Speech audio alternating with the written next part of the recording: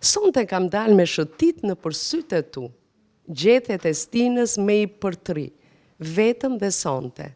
Me vargjet e Azem Shkrelit u kremtua Dita Botërore e Librit në Qendrën Kombëtare të Librit e Leximit. Në një bisedë ku morën pjesë poetet Mimoza Ahmeti e Rita Petro, rëndësia e klasikëve, pasurimi i shpirtit, vjelja e dijeve nga këndvështrimet e botët e librave, ndryshimi i vetëdijes dhe konceptimi të botës, përmirësimi i vetes e pasurimi i fjalorit u vu në dukje. Për Moza Ahmetin, libri mund të jetë një dritare e një perde, duke na mësuar të shohim në të dy mënyrat. Libri mund të të bëjë qorr. Librat e kohës së realizmit socialist ishin perde shumica për të mos parë dhe për të mos ndjerë atë që ti shikoj dhe ndjeje.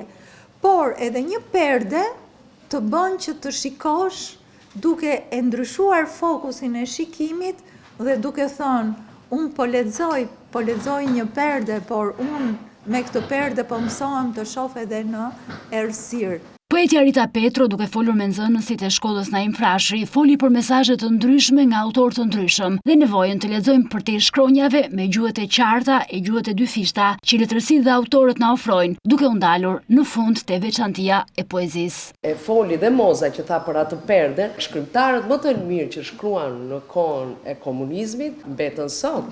Siç ishte Kadarja, pse?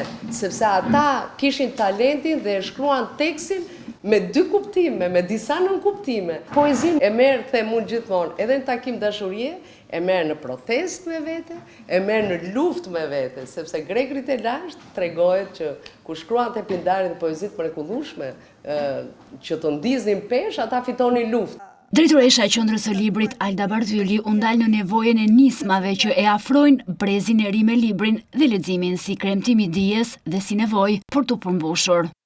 E nëse ka me humb në rrugicën e vetullave, harkue, mos i fik dritat e shikimeve shituese, se fik yjet e gëzimeve të kësaj nate.